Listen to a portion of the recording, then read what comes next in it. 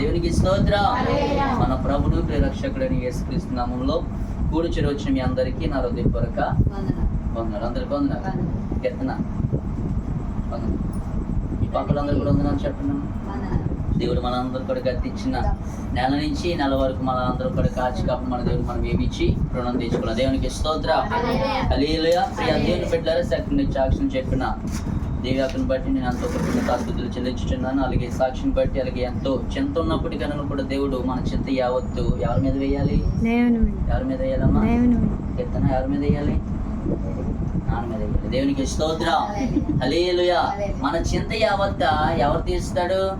దేవుడే తీరుస్తాడు. ఏ మనుషులు ఈ లోకంలో ఎవరు తీర్చలేరు. ప్రియ దేవుని బిడ్డలారా, చక్కటి సాక్ష్యం చెప్పి ఎంతో బాధ ఉన్నప్పటికీ కూడా తల్లిగారు లేదంటే అవమ్మ గారు ఎంతో ఇక్కడ ఉన్నప్పటికీ కూడా తల్లిగారు ప్రతి నెల జరుగుతున్న కూడుకుని బట్టి ఆవిడ అలా జరిగిస్తున్నప్పటికీ కూడా కొన్ని పరిస్థితులను బట్టి కూడిక జరగడం ఆగిపోయింది. దేవునికి స్తోత్రం. హల్లెలూయా. ఆయనను బట్టి దేవుడు కృప ఎంతో వీళ్ళ పట్ల హెచ్చుకుంది కాబట్టి ఈ నెల ప్రతిరోజు కూడా ఈ రీతిగా జరగడానికి దేవుడు ఎంతో కృప చూపిస్తున్నాడు. ఇంకా ప్రతి నెల జరగడానికి ఎటువంటి చింత యావత్తు లేకుండా కూడా దేవుడి కూడికను ఘనంగా జరిగించలాగా మనం అందరూ కూడా రెండు చేతుల పైకి ఆకాశం మీద రెండు చేతులు స్తోత్రాలు చెల్లిద్దాం. హల్లెలూయా.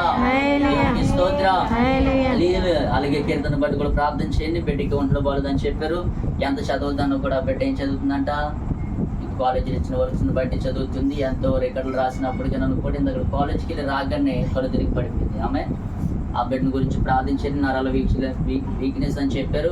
ఆ బెడ్ గురించి కూడా ఆరోగ్యం దేవుడు చక్కటి ఆరోగ్యం ఇచ్చేలాగా, అలాగే సిస్టర్ గారు పనికి వెళ్తుండగా వస్తుండగా ఎంతో ఒత్తిడి ఉన్నప్పటికీ నన్ను కూడా దేవుడు చక్కటి ఆరోగ్యాన్ని ఇచ్చి అలాగే సన్నిధికి రాకుండా ఎంతో తాతనగాడు ఆటంకపరుస్తున్నప్పటికీ నన్ను కూడా ఆ బెడ్ల ఎదురుగా దేవుడి సన్నిధికి వచ్చేలాగా మేము దీని ప్రార్థన మీరు ఏం చేయాలి?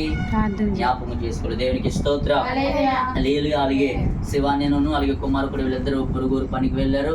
వాళ్ళు కూడా చక్కటి పని ముగించుకొని మళ్ళీ తిరిగి వచ్చేలాగా ఆ బెడ్ల గురించి నేను దీని ప్రార్థనలో జ్ఞాపకం చేసుకున్నాను. దేవునికి స్తోత్రం.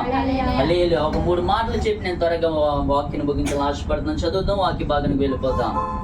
పేతురు రాసిన మొదటి పత్రిక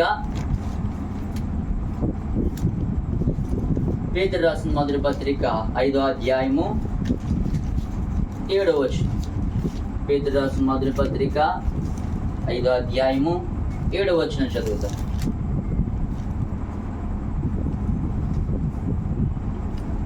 ఆయన మిమ్మల్ని గూర్చి చింతించుచున్నాడు గనుక మీ చింత యావత్తు ఆయన మీద వేయుడి.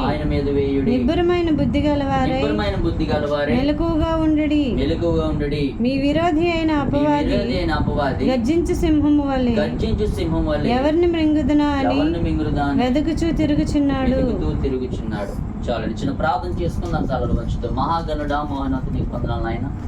సర్వశక్తి మొదటి సదగరు గొప్ప దేవుడు జయంగల జీవపత్నికి స్తోత్ర. దేవుడు కొద్ది నిమిషం నేను వాక్యం వివరిస్తుండగా నా నోటి నుంచి వ్యర్థమైన మనం రాకుండా నోటి నుంచి పేదల నుండి కాల్చిమని నేను కుటుంబానికి మాకు సమర్థమానాన్ని దేవా మీరే మాట్లాడమని అడిగింది దేవా నీకే స్తుతులు స్తోత్రాలు చెల్లించుకుంటూ యేసు అతి పరిశుద్ధంలో అడుగుపెట్టుకుంటున్నాను తండ్రి. ఆమేన్. దేవునికి స్తోత్రం. హల్లెలూయా. మనం చదువుకున్న వాక్యం బట్టి మనం చూసినట్లయితే పేతురు రాసిన మొదటి పత్రిక 5వ అధ్యాయం 7వ వచనంలో అంటున్నాడు, మీ చింత యావత్ ఎవరి మీద వేయాలంట? ఎవరి మీద వేయాలి? ఎవరి మీద వేయాలమ్మా? దేవుడి మీద వేయాలి. ప్రియ దేవుని బిడ్డలారా, మనం ఎంత పని చేసినా ఏది చేసినా కానీ ప్రాముఖ్యత మనం మొట్టమొదటిగా ఎవరికి కోవాలి? దేవునికి కోవాలి. పనిలో ఉంటాయి లేదంటే ఎక్కడికి వెళ్ళాలన్న పలానా సంఘం దొరుకుతుంది, కానీ దేవుడి సన్నిధికి వెళ్ళాలంటే చాలు ఏదో ఒక ఫోన్ మనకి వస్తూనే ఉంటుంది. సిస్టర్ గారు చెప్పిన మాటను బట్టి మనం చూస్తే సాక్ష్యంలో ఎంత పని చేసినా 3 స్టెర్లకి ఏదో పని చేయమని వానరమ్మ గారు చెప్తూనే ఉంటారు. దేవునికి స్తోత్రం. హల్లెలూయా. మొట్టమొదటిగా ఈ చింత మనల్ని ఏం చేస్తా తెలుసా? నీ కుటుంబంలో విశ్వాసం లేకుండా లేదంటే కుటుంబంలో ఆనందము సంతోషం లేకుండా ఈ చింత అంతా నేను ఏం చేస్తుందంటే ఇంకా అంతకందుకు ఏం చేస్తుందంటే అనగదొరుకుతూ ఉంటుంది. దేవునికి స్తోత్రం. హల్లెలూయా. ప్రియ దేవుని బిడ్డలారా, పేతురు భక్తుడు అంటాడు, అపోస్తలుడైన పౌలు పేతురు సంఘంలో రాస్తున్న మాటను బట్టి మీ చింత యావత్తు ఎవరి మీద వేయాలంట? ఆయన మీద వేయాలి. అప్పుడు అవన్నీ కూడా ఏం చేస్తాడంట? ఆయన మీ చింత యావత్తు ఆయన తప్పకుండా తీరుస్తాడు. దేవునికి స్తోత్రం. హల్లెలూయా. మొట్టమొదటికి మనం ఒక మొదటి విషయంలోకి నువ్వు వెళ్దాం. చదవండి. మత్తయి సువార్త 6వ అధ్యాయము 31వ వచనం. మత్తయి సువార్త 6వ అధ్యాయము 31వ వచనం మనం చదువుకుందాం.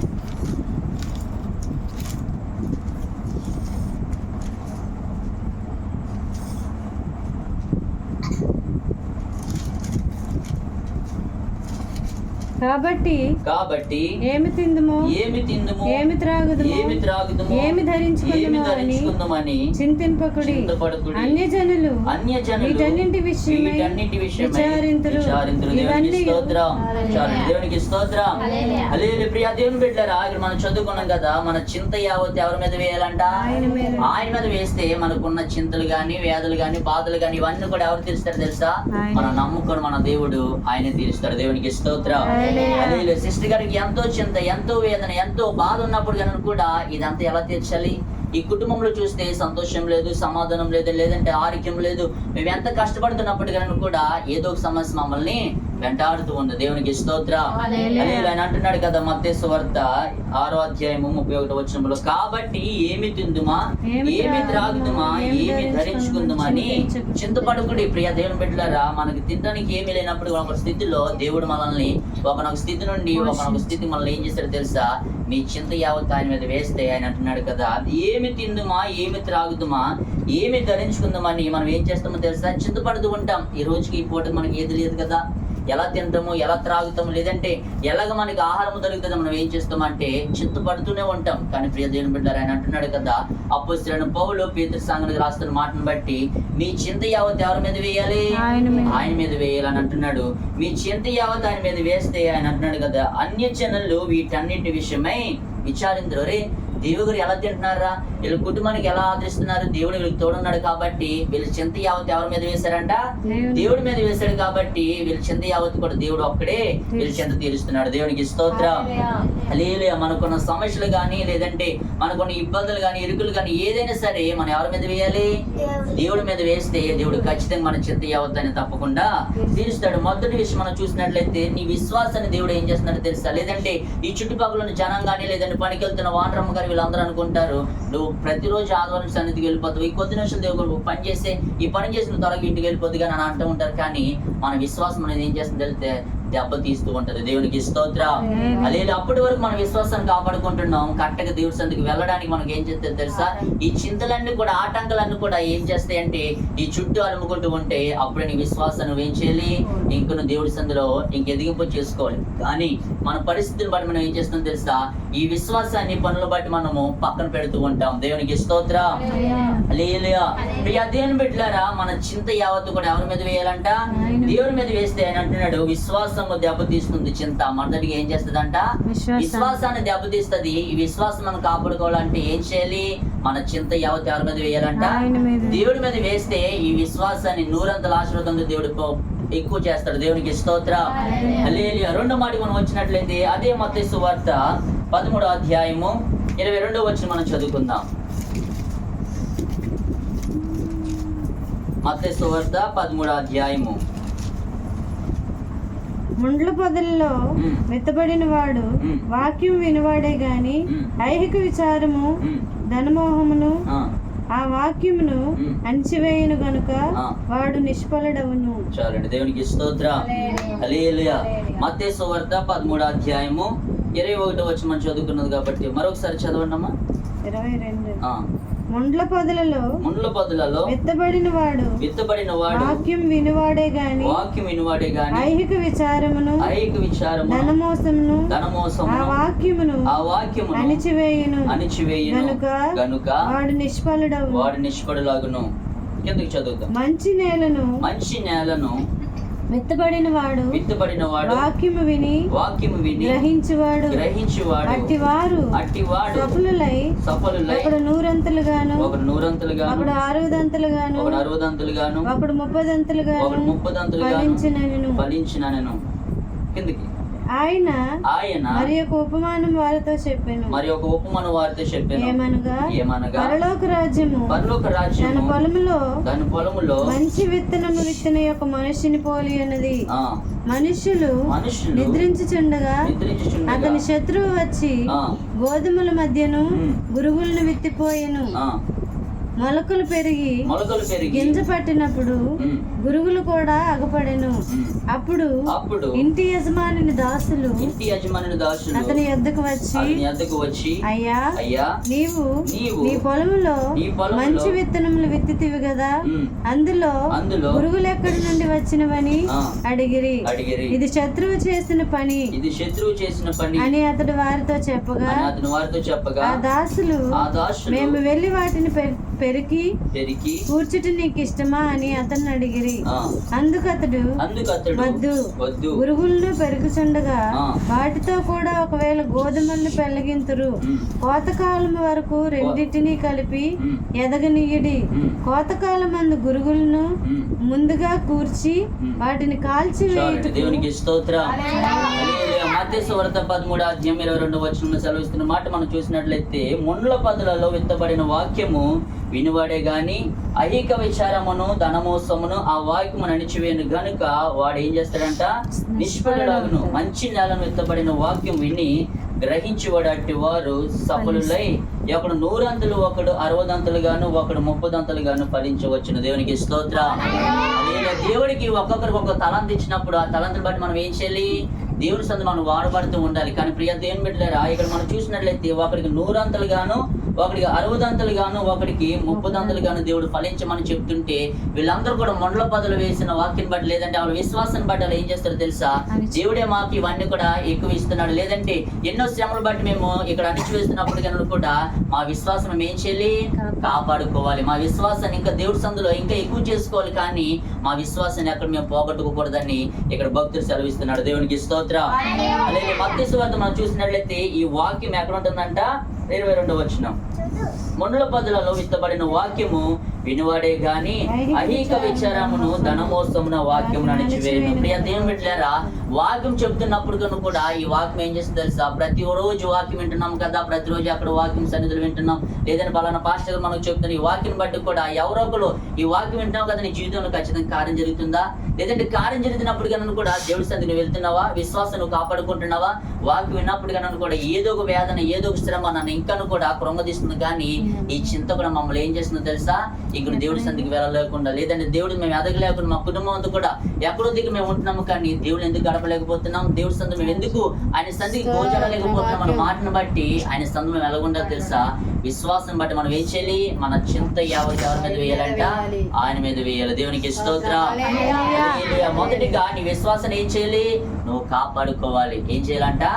కాపాడుకోండి. ప్రియ దేవుని బిడ్డలారా, కీర్తన ఎంతో చదువుకున్నప్పటికీ కూడా ఆ బిడ్డకి ఏదో విశ్వాసం, నేను బాగా చదువుకోవాలి, నా తల్లిని బాగా చూసుకోవాలి, నాన్నని బాగా చూసుకోవాలి, అంత చింత ఆ బిడ్డకున్నప్పటికీ కూడా ఏదో ఒక సమస్య వెంటాడుతున్నప్పటికీ దేవుడు ఎంతగానో ఆ బిడ్డను స్వస్థపరిచి ఇంకా మన ముందుకు సజ్జలుగా నిలబెట్టాడు. దేవునికి స్తోత్రం. తల్లి గారు కూడా, లేదంటే తల్లి గారు అమ్మమ్మ గారు ఉన్నప్పటికీ కూడా నా కుమార్తె లేదంటే నా కొడుకులు ఇద్దరు ఎంతో బాగుండు, వాళ్ళ పరిస్థితులు బాగుండు, లేదంటే వాళ్ళకి ఏదో ఒక దారి చేసి వాళ్ళ ఒక స్థితిలో ఉండాలని అనుకున్నారు. కానీ మన మధ్య తల్లి గారు లేరు. ఆ తల్లి గారు అనుకున్న ప్రతి కోరిక ఎవరు తెచ్చాలి? ఇప్పుడు బిడ్డలే తెచ్చాలి. దేవునికి స్తోత్రం. అదే ఎవరికి ఎంత చింత ఉన్నప్పటికీ కూడా ఆ చింత యావత్తు కూడా ఎవరి మీద వేసేయాలంట? దేవుడి మీద వేయాలి. మనకున్న సమస్యలు కానీ, లేదంటే ఇరుకులు శోధలు ఏవి ఉన్నప్పటికీ కూడా మన చింత యావత్తు దేవుడి మీద వేస్తే ఆయన ఏమంటాడంట? ఖచ్చితంగా కార్యం జరిగిస్తాడు. దేవునికి స్తోత్రం. మొదటిగా నీ విశ్వాసాన్ని ఎవరు దెబ్బతీస్తున్నారు? ఈ చింతలన్నీ కూడా నా వెంటబడుతున్నాయి కదా, నా విశ్వాసాన్ని కాపాడుకోవాలి, నా విశ్వాసం కూడా దేవుడి సందులు ఎదిగింపు చేయాలని విశ్వాసం బట్టి నువ్వేం చేయాలి? ఎటువంటి చింతలు, శ్రమలు ఎటువంటి వచ్చినప్పటికీ కూడా నీ చింత యావత్తు ఆయన మీద వేస్తే నీ విశ్వాసాన్ని గొప్ప చేస్తాడు. దేవునికి స్తోత్రం. అంటున్నాడు కదా మత్తయి సువార్త, లేదంటే మత్తయి సువార్త 13:22 ముండ్ల పొదలలో విత్తబడిన వాక్యము ఏం చేస్తాడంట? ఆ ముండ్ల పొదలు ఎక్కడైనా వాక్యం దొరుకుతుంది మనకి? ప్రియ దేవుని బిడ్డలారా, ఎక్కడైనా ఒక మొక్క నాటితే అక్కడ ఫలిస్తుంది, అది అక్కడ ఫలించదు. ఎందుకు? ఎక్కడైతే మంచి విత్తనం ఎత్తుతామో అక్కడ ఖచ్చితంగా మంచి విత్తనము ఫలించబడాలి, లేదంటే నాటబడాలి. ఆ విత్తనం బట్టి అనేక మంది ఆ ఫలము తిని ఇది మంచి విత్తనం రా, మంచి ఫలంలో దేవుడు మనకు బలాన్ని తెచ్చాడరా అని అనేక మంది చెప్పుకోవడానికి కూడా ఈ వాక్యం ఏం చేస్తుంది తెలుసా? విన్న వాక్యం మనం విననవ్వకుండా ఈ చింత అంతా ఏం చేస్తుంది తెలుసా? ఇంకో వాక్యం వింటున్నావు, ఎందుకు నీకు చింత? నువ్వు వాక్యం వినకూడదు, నీ విశ్వాసం నువ్వు కాపాడుకోకూడదు, ఇవన్నీ కూడా విడిచిపెట్టేయాలని దీని వాక్యం సెలవిస్తున్నప్పటికీ కూడా చాలా మంది అంటూ ఉంటారు, అన్య జనులు, నువ్వు వాక్యం వింటున్నావు, దేవుడి సంధికి వెళ్తున్నావు, నీ బ్రతుకు మారిందా, నీ పరిస్థితులు మారియా, ఇంకా నువ్వు అలాగే ఉన్నావు కదా, దేవుడు ఏం చేస్తావు నీ జీవితంలో అని అంటూ ఉంటారు. ప్రియ దేవుని బిడ్డలారా, దేవునికి స్తోత్రం. అలాగే అప్పుడు కూడా నువ్వేం చేయాలి? అన్య జనుల మాటలు పక్కన పెట్టి దేవుడు నాకు విశ్వాసాన్ని ఇచ్చాడు, నా విశ్వాసాన్ని కాపాడుకుంటే నా కుటుంబాన్ని, నా నా కుమార్తె నా కుమారుని నా అన్నదమ్ములు నా తండ్రి గారిని కూడా మేమందరూ కూడా దేవుడి సందులో వెదగాలి. అటువంటి విశ్వాసము ఈ కుటుంబానికి దేవుడు ఇచ్చిన గాక. దేవునికి స్తోత్రం. ప్రియ దేవుని బిడ్డలారా, మనం రెండో మాట మనం చూసినట్లయితే వాక్యము విననివ్వకుండా ఏం చేస్తుందో తెలుసా? చింత దెబ్బతీస్తూ ఉంటది. ఏం చేస్తుంది? వాక్యం వింటున్నావు కదా, వాక్యం ఎన్నిసార్లు వింటావు? వినొద్దులే. ఈ చెవును పెడుతూ ఉంటే ఒక చెవుతో విని మరొక చెవు ఏం చేస్తుంది? వింటున్నట్టుగుండి ఈ చెవు విన్న వాక్యం వినవ్వకుండా ఏదో మాట మన చెవుకు వస్తూ ఉంటది. ఆ మాటలు వింటాం కానీ దేవుని వాక్యం వినవ్వకుండా ఏం చేస్తుందో తెలుసా? దెబ్బతీస్తూ ఉంటది. దేవునికి స్తోత్రం. హల్లెలూయా. మనం ఏం చేయాలి తెలుసా? ఈ చింత పడటం వలన మనకు వచ్చే శ్రమను బట్టి ఈ చింత ఎవరి మీద వేయాలంట? దేవుడి మీద వేస్తే ఖచ్చితంగా మన జీవితంలో కార్యం జరిగిస్తాడు. దేవునికి స్తోత్రం. మూడో మాట మనం వస్తున్నాం, చదవండి. లూకాసు వార్త 10వ అధ్యాయము.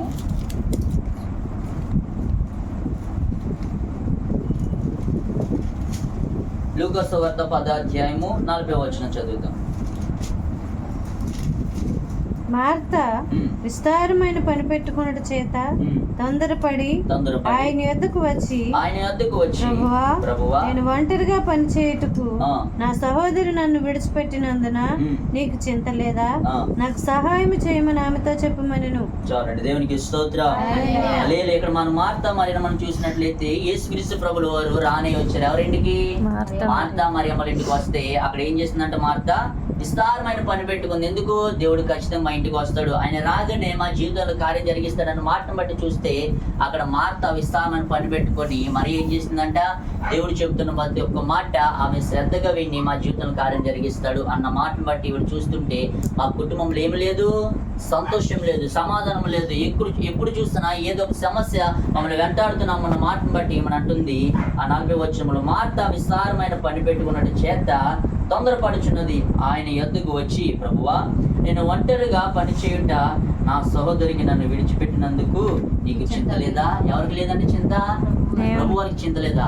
ప్రియ దేవుని పెట్టారు, మనం విస్తారమైన పని పెట్టుకుంటాం, దేవుడి సంధికి వెళ్ళాలని అనుకుంటాం. వెళ్ళాలనుకున్న టయానికి మనం ఇక్కడ ఎక్కువ పనులు పెట్టుకొని దేవుడి సంధికి వెళ్ళలోకి మనకి ఏమొస్తుంది? చింత, లేదంటే ఏదో ఒక శ్రమ నన్ను వెంటాడుతూనే ఉంటుంది. కానీ నేను దేవుడి సంధికి వెళ్ళలేకపోతున్నానే, దేవుడి సంధిలో గడపలేకపోతున్నానే, నేను నా కుమార్తె, నేను నా కుమారుడు దేవుడి సంధికి వెళ్ళలేకపోతున్నామే. ఎందుకు ఈ చింత? కుటుంబంలో సంతోషం ఉందా? సమాధానం ఉందా? ప్రియ దేవుని బిడ్డలారా, ఏదో ఒక మాట మనం వెంటాడుతూ ఉంటది కానీ ఆ మాట మనం కృంగదీస్తూ ఉంటది. ఇక్కడ మనం చూసినట్లయితే మార్త మరి అంటున్నారు, మార్త విస్తారమైన పని పెట్టుకున్నట్టు చేత ఏం చేస్తుందంట? తొందరపడుచున్నది. అయ్యో, యేసు ప్రభువు వారు మా ఇంటికి వస్తారు కదా, నేను తొందరగా పని చేయలే, నేను మా అక్క మీద దేవుడు మాటలు వినాలి కదా అన్న మాటలను బట్టి చూస్తే ఈమె విస్తారమైన పని పెట్టుకొని తొందరపడుచున్నదండి. ఎందుకు? ఏ పని అవ్వలేదే, ఏ పని మేము పెట్టుకున్నా కానీ త్వరగా అవ్వట్లేదే. కానీ యేసు ప్రభువు వారు రానే వచ్చారు. ఆయన మాట మేము వినాలి, ఆయన ఏ మాట చెప్తాడు ఆ మాట మా హృదయంలో నాటబడాలని ఈ మార్త మరి చూసినట్లయితే ఆయన అంటుంది మాట, అయ్యా నీకు చింత లేదా? ఎవరిని అడుగుతుందంటే మార్త యేసుక్రీస్తు ప్రభుల వారిని అడుగుతుందంటే ఏమని? నీకు చింత లేదా? నాకు సహాయం చేయమని ఆమెతో చెప్పమని. ఎవరితో చెప్పమని? ఎవరితో చెప్పమనమ్మా? మరియతో చెప్పమని మార్త ఏమంటుందంట? యేసుక్రీస్తు ప్రభుల వారితో అంటుంది, అయ్యా నీకు చింత లేదా? నేను ఎంత కష్టపడి పని చేస్తున్నాను, నాకున్న శ్రమను బట్టి, నాకున్న యోగ్యతను బట్టి, నాకున్న విస్తారమైన పనిని బట్టి నేను పని చేస్తుంటే నీకు చింత లేదా? ఎవరిని అడగాలి చింత? ప్రియ దేవుని బిడ్డలారా, ఇంట్లో భార్యభర్తలు ఉన్నప్పుడు ఏదో పని చేసుకున్నప్పటికీ నేను కూడా ఎవరో ఒక భర్త బయటికి వెళ్ళినా లేదంటే భార్య బయటికి వెళ్ళిన వచ్చిన తర్వాత ఆయన కష్టపడి పని ఇంటికి వచ్చిన తర్వాత మనం ఏం చేయాలి? అయ్యా ఎక్కడికి వెళ్ళారు, ఇప్పుడు దాకా పని చేశారు కదా, మీరు ఏదైనా తిన్నారు, ఏదైనా తాగిరా అని ఎవరు అడగాలి? భార్య కానీ, లేదంటే కుమార్తె కానీ, కుమారుడు కానీ, లేదంటే తల్లి కానీ. నువ్వు బయటికి వెళ్ళి వచ్చిన తర్వాత కూడా తల్లి లేదంటే కుమార్తె కూడా, అమ్మా ఇప్పుడు దాకా పనికి వెళ్ళి వచ్చావు కదా, నువ్వు శ్రమ పడ్డావు కదా, కాసేపు కూర్చో, నీకు చెంత ఉంటుంది కదా, మేము పని చేస్తామని కుటుంబంలో ఎవరు అడగాలి? లేదంటే భర్త కానీ భార్యను అడగాలి, లేదంటే భార్య భర్తను అడగాలి, లేదంటే కుటుంబంలో కుమారుడు కుమార్తె కూడా ఎవరిని అడగాలి? తల్లిదండ్రులు అడిగేవారు ఉండాలి. దేవునికి స్తోత్రం. లేదు ఇప్పుడు దాకా పని చేసి వచ్చిన కదమ్మా, నేను కాసేపు రెస్ట్ తీసుకొని కూర్చుంటాను అని అన్నారు సమయంలో కూడా ఆవిడ ఏదో ఒక పని చేయాలి. ఎవరు? తల్లిగారు. ఇప్పుడు దాకా పని చేసి వచ్చాను కదమ్మా, నాకు చాలా శ్రమ ఉంది, నేను ఇప్పుడు దాకా కష్టపడ్డాను, నాకు నడుము లాగుతుంది, కాసేపు అలా తలవాల్చుకుని కాసేపు కూర్చుంటున్నామంటే పని అవుతుంది ఇక్కడ? పని అవదు. ఎందుకు? విస్తారమైన పని పెట్టుకుంది. ఎవరు? మార్త. ఈ మార్త విస్తారమైన పని పెట్టుకున్నాను కూడా ఆమె ఏం చేస్తుంది? దేవుడికి చింత లేదా అని ఎవరిని అడుగుతుందంట? యేసుక్రీస్తు ప్రభువు అని అడుగుతుంది. దేవునికి స్తోత్రం. హల్లెలూయా. ప్రియ దేవుని బిడ్డలారా, మన జీవితంలో ఏదో ఒక బాధ, ఏదో ఒక శ్రమ, ఏదో ఒక చింత మనల్ని ఏం చేస్తుంది? వెంటాడుతూనే ఉంటుంది. కానీ మన చింత యావత్ ఎవరి మీద వేయాలంట? దేవుడి మీద వేస్తే ఖచ్చితంగా మన చింత యావత్ ఎవరు తీస్తాడు? దేవుడే తీరుస్తాడు. దేవునికి స్తోత్రం. హల్లెలూయా. మొట్టమొదటిగా మన విశ్వాసాన్ని దెబ్బతీస్తే ఉంటుంది. ఏంటి? ఈ చింత విశ్వాసాన్ని కాపాడుకోలేక ఈ చింత అంతా కూడా ఏం చేస్తుందంటే నీ విశ్వాసాన్ని ఇంకా కోల్పోవడానికి, లేదా నువ్వు విశ్వాసాన్ని ఇంకా దేవుడి సందుకు ఎదిగించలేకుండా ఆ చింత అంతా కూడా నేను దెబ్బతీస్తుంది. రెండో మాట మనం చూస్తే వాక్యం వినకుండా ఏం చేస్తుందంట? దెబ్బతీస్తూ ఉండి, లేదంటే వాక్యం వింటున్నావేమో, నీ జీవితం బాగుపడిపోతావేమో, నీ కుటుంబం ఇంకా కూడా దేవుడి సందుకు వచ్చేస్తుందేమో అని అనుకుంటుంది చింత. కానీ నువ్వు వాక్యం వినకుండా ఏం చేస్తుంది తెలుసా? నీ చింత యావత్తు కూడా ఎవరి మీద వేయాలి? ప్రభు వారి మీద వేయాలి. దేవునికి స్తోత్రం. హల్లెలూయా. కుటుంబంలో మనం చూసినట్లయితే తమ్ముడు బాగుంటే అన్ని బాగోలేడు, అన్ని బాగుంటే తమ్ముడు బాగోలేదు, లేదంటే కుటుంబంలో అందరూ బాగుంటే తల్లి బాగోలేని పరిస్థితి ఎవరొకరికి వస్తూనే ఉంటుంది. కానీ కుటుంబంలో సంతోషము, శాంతి, సమాధానం లేకుండా కుటుంబం అంతా కూడా చింతతో బాధపడుతుంది. దేవునికి స్తోత్రం. హల్లెలూయా. దేవుని బిడ్డలారా, సిస్టర్ గారు చెప్పిన వాక్యం బట్టి, లేదంటే సాక్షిని బట్టి ఆవిడకి ఎంతో చింత ఉన్నప్పటికీ కూడా సన్నిధి రావాలనుకుంటున్నారు, రాలేకపోతున్నారు. దేవునికి స్తోత్రం. రెండు చేతుల పైకి. హల్లెలూయా. ఎందుకు? ఆవిడకి విస్తారమైన పనులు ఉన్నాయి. సన్నిధికి వెళ్ళాలనుకుంటున్నాను అన్నయ్య గారు, రాలేకపోతున్నాం. ఇక్కడైనా కూడా మేము సన్నిధికి రావాలి. నేను నా కుమార్తె, లేదంటే నేను నా కుమారుడు, అన్నదమ్ములు మా తండ్రి గారి గురించి ప్రార్థించిన, మా కుమార్తె గురించి ప్రార్థించడం బట్టి ఆవిడ బాధ ఎంతో ఉన్నప్పటికీ కూడా ఆ చింత యావత్ ఎవరి మీద వేయాలంట? ప్రభు పేరు మనం వేస్తే మన చింత యావత్ అయినా తప్పకుండా తీరుస్తాడు. దేవునికి స్తోత్రం. హల్లెలూయా. ప్రియ దేవుని బిడ్డలారా, ఇక్కడ లూసిఫర్ కూడా ఏం చేస్తాడు? ఈ లూసిఫర్ అనే వాడు జనాలందరూ కూడా దగ్గరికి వచ్చి, నువ్వు ఎందుకు దేవుడి సన్నిధికి వెళ్తున్నావు? పని చేసుకో, కనుక కొంచెం డబ్బులు వస్తాయి, లేదంటే నీకున్న బాకీలను బట్టి ఏదో కట్టుకుంటావు కదా, అవన్నీ కూడా పని చేసుకున్నావు అనుకో, ఆ డబ్బులు చేతికి వస్తాయి కదా. దేవుడి సన్నిధికి వెళ్ళకు. దేవుడి సన్నిధికి వెళితే నువ్వు రక్షించబడిపోతావు, లేదంటే దేవుడి సన్నిధికి వెళ్తే దేవుని ఆరాధిస్తూ ఉంటావు తప్ప నా పని నువ్వు ఎప్పుడు చేస్తావు? ఈ లూసిఫర్ గాడు వీళ్ళందరినీ కూడా ఏం చేస్తాడంట? వాక్యం వినకుండా దెబ్బతీస్తూ ఉంటది. దేవునికి స్తోత్రం. హల్లెలూయా. ప్రియ దేవుని బిడ్డలారా, మన విశ్వాసం మనం ఏం చేయాలి? కాపాడుకోవాలి. వాక్యం మనం ఏం చేయాలంట? వినేవారికి ఉండాలి. మన కుటుంబంలో ఏం కావాలి? మనకి సంతోషము, సమాధానము, లేదంటే కుటుంబంలో ఐక్యత ఉన్నదనుకో, ఈ మూడు కూడా మన చింత ఎవరి మీద వేయాలంట? దేవుడి మీద వేస్తే ఖచ్చితంగా మన చింత యావత్తాన్ని ఖచ్చితంగానే తీరుస్తాడు. లాస్ట్ మాట మనం చెప్పుకుని ముగించుకుందాం. చదవండి ప్రసంగి గ్రంథము 8వ అధ్యాయము. ప్రసంగి గ్రంథము 8వ అధ్యాయము 12వ వచనం చదువుతాం. 16. 8వ అధ్యాయము 16వ వచనం. జ్ఞానాభ్యాసము చేయుటకును దివారాత్రులు కన్నులు నిద్ర కానకుండా మనుషులు జరిగించు వ్యాపారములను చూచుటకును నా మనస్సు నేను నిలుపగా దేవుడు జరిగించినదంతయు నేను కనుగొంటిని. మరియు సూర్యుని క్రింద జరుగు క్రియలు మనుషులు కనుగొనలేరని, కనుగొనవలనని మనుషులు ఎంత ప్రయత్నించినను వారు కనుగొనుట లేదనియు, దాన్ని తెలుసుకొని వలనని జ్ఞానులు పూనుకొనినను వారైనా కనుగొనజాలరని తెలుసుకుంటుంది. దేవునికి స్తోత్రం. ప్రసంగి భక్తుడు మాటలను బట్టి 8వ అధ్యాయం 16వ వచనం, జ్ఞాన అభ్యాసము చేయుటకును దివారాత్రులు కన్నులు నిద్ర కానకుండా మనుషులు జరిగించి వ్యాపారమును చూచుటకును నా మనసు నేను ఏం చేయాలంట? నిలపగలగాలి. దేవునికి స్తోత్రం. ఇప్పుడు ఇందాక సిస్టర్ గారు చెప్పిన మాటను బట్టి మనం చూస్తే కీర్తనకి ఏమొచ్చిందంట? నరాల వీక్నెస్ ఉండి ఆ బిడ్డ తెల్లవారుజామున రాస్తుంది. ఏంటి? రికార్డులు రాస్తున్నప్పటికీ కూడా స్కూల్, లేదంటే కాలేజీ సార్లు ఏమంటారో, లేదంటే మేడమ్స్ ఏమంటారో, ఈ రికార్డులు రాయకపోతే ఏమంటారు అన్న మాటలు బట్టి ఆ సిస్టర్ ఏం చేసింది? కీర్తన తెల్లవారులు కూర్చుని రాస్తుండగా నరాలు ఏమైపోయి, ఆ నరాలకు కూడా వీక్నెస్ వచ్చి ఆ బిడ్డ కాలేజీ నుంచి రాగానే కళ్ళు తిరిగి ఇంటికాడ పడుకున్నదంట. దేవునికి స్తోత్రం. ఆయన అంటున్న మాట మనం చూసినట్లయితే, జ్ఞానాభ్యాసము చేయుటకును దివారాత్రుల కన్నులు నిద్ర కానకుండా ఆ బిడ్డ నిద్రపోయిందమ్మా. నిద్రకు పోకుండా ఏం చేస్తుంది? ఆ రికార్డులు రాస్తూనే ఉంది. ఎందుకు? అదొక భయం, అదొక చింత. ఎందుకో తెలుసా? అయ్యా నేను ఈ రోజు రాయకపోతే రేపు పొద్దున మేడం ఏమంటాడో, లేదంటే సార్ ఏమంటాడో. ఈ మాటలను బట్టి ఆమె నిద్ర కానకుండా దివారాత్రులు ఆ రాస్తుండగానే ఆ నిద్ర కానకుండా అభ్యాసం చేస్తుండగా, ప్రియ దేవుని బిడ్డలను ఎప్పుడైతే రికార్డులు రాస్తున్నావో అదే రీతిగా దేవుడు నా పక్షాన ఉన్నాడు, దేవుడు నాకు ఏ చింత లేకుండా, ఏ కష్టం లేకుండా నేను బాగా చదువుకోవాలి కదా, నా తల్లికి చక్కటి ఆరోగ్యం ఇవ్వాలి కదా అని కూడా తల్లి కుమార్తెలు కూడా ఏం చేయాలి? ప్రభు సన్నిధిలో ఎప్పుడైతే మోకరించి ప్రార్థన చేస్తావో నీకున్న శ్రమలే కానీ, బాధలే కానీ, ఇరుకులే కానీ, శోధనలే కానీ ఇవన్నీ కూడా ఎవరి మీద వేయాలి? దేవుడి మీద వేయాలి. దేవునికి స్తోత్రం. హల్లెలూయా. అప్పుడే ఆయన మన చింత యావత్ ఆయన తప్పకుండా తీరుస్తాడు. దేవునికి స్తోత్రం. హల్లెలూయా. ప్రియ దేవుని బిడ్డలారా, మొట్టమొదటిగా మనం ఏం చేయాలి? మన విశ్వాసాన్ని మనము కాపాడుకోవాలి. ఈ కాపాడుకుంటూ ఉంటే ఈ చింత యావత్ ఏది వచ్చినా కానీ నా విశ్వాసాన్ని కాపాడుకుంటున్నాను కదా, నా కుమార్తెని కాపాడుకుంటున్నాను కదా, లేదా నా ఆరోగ్యాన్ని కాపాడుకుంటున్నాను కదా, అట్టి రీతిగా నా విశ్వాసాన్ని ఏం చేయాలంట? కాపాడుకోవాలి. దేవునికి స్తోత్రం. అలాగే రెండో మాట మనం చూసినట్లయితే వాక్యం మనం ఏం చేయాలంట? విననవ్వకుండా ఈ లూసిఫర్ గడు ఏం చేస్తాడంటే ఆ వాక్యం ఎప్పుడైతే వింటావో నీ చెవులకు వెళ్తావు, లేదా మనసులోకి ఎప్పుడైతే వెళుతుందో ఆ వాక్యం బట్టి నీ హృదయాన్ని మార్చుకుంటావని ఆ లూసిఫర్ గడు అటు ఇటు తిరుగుతుండగా వాక్యం వినకుండా ఏం చేస్తాడంటే వాక్యం దూరంగా చేస్తాడు. దేవునికి స్తోత్రం. అలాగే మొట్టమొదటిగా నీ విశ్వాసం ఎప్పుడైతే కాపాడుకుంటావో రెండోది వాక్యానికి దగ్గరగా నువ్వు వస్తావు. మూడో మాట నువ్వు ఏం చేయాలో తెలుసా ప్రియ దేవుని బిడ్డలారా? ఎంత చింత ఉన్నప్పుడు కానీ కూడా కుటుంబంలో ఏం లేదు, మనకి సంతోషం లేదు, సమాధానం లేదు, ప్రార్థన లేదు. లేదంటే ప్రార్థనకి కుటుంబానికి అంతా మేము వెళ్తున్నప్పటికైనా కూడా ఏదో ఒక వేదన మమ్మల్ని వెనక్కి లాగుతూనే ఉన్నది. దేవునికి స్తోత్రం. హల్లెలూయా. ఈ మూడు మాటలు బట్టి మన జీవితంలో ఏం జరిగించాలి? దేవుడు ఖచ్చితంగా కార్యం జరిగిస్తాడు. లేదంటే కీర్తనకి చక్కటి ఆరోగ్యం నుంచి, లేదంటే ఎవరైతే దూరదేశం వెళ్ళారో అన్నగారు లేదంటే కుమారుడు వీళ్ళిద్దరూ కూడా దూరదేశం వెళ్ళి పని చేయడానికి వెళ్ళారంట. తిరిగి క్షేమంగా దేవుడు కుటుంబానికి దేవుడు నడిపించును గాక. దేవునికి స్తోత్రం.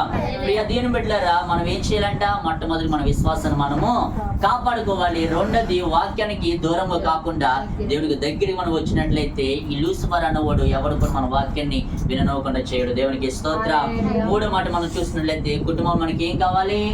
సంతోషము, సమాధానము, ప్రాధాన్యత. లేదంటే దేవుడికి దగ్గరికి మనం ఉండినట్లయితే ఖచ్చితంగా దేవుడు ఈ మూడు మాటలను బట్టి దేవుడు ఖచ్చితంగా మన జీవితంలో కార్యాన్ని జరిగిస్తాడు. దేవునికి స్తోత్రం. హల్లెలూయా. మొట్టమొదటిగా మనం ఏం చేయాలి? మన విశ్వాసం మనం కాపాడుకోవాలి. లేదంటే వాక్యం మనం భద్రము చేసుకోవాలి. కుటుంబం మనకి ఏం కావాలంట? సంతోషము, సమాధానం కావాలి. లాస్ట్ మాట చెప్పిన ముగించి లాస్ట్ పడుతున్నా చదవండి. అది 1 పేతురు రాసిన పత్రిక 5వ అధ్యాయము 7వ వచనం చదువుతాం.